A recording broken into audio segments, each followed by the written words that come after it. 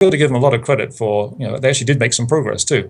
But using modern science, we have been able to achieve two of those goals. We can fly using machines. We can transmute elements, very great expense and lots of energy, but it is possible.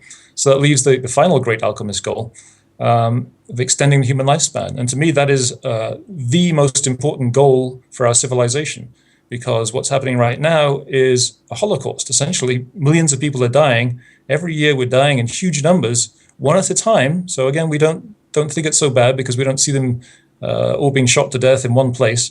But it is just as bad. There are huge numbers of deaths going on, and we're just saying, oh, well, that's just natural.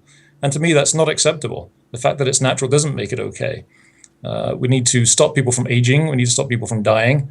And those who die before we have adequate technology should be put into cryopreservation.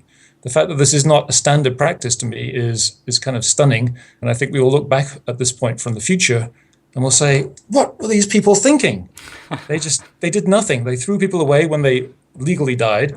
They didn't do much to extend their lifespans. They weren't funding it, except in a totally trivial amount. They were spending huge amounts of money on building weapons and on funding programs that don't do anything very useful. They weren't doing anything about fundamental aging problems. It was left up to essentially a few teeny private groups and individuals to try and fund this. Doesn't make any sense.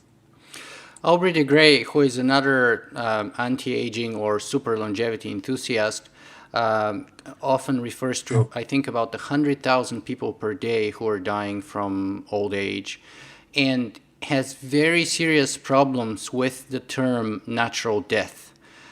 He just really cannot bear to stand hearing that term, I think.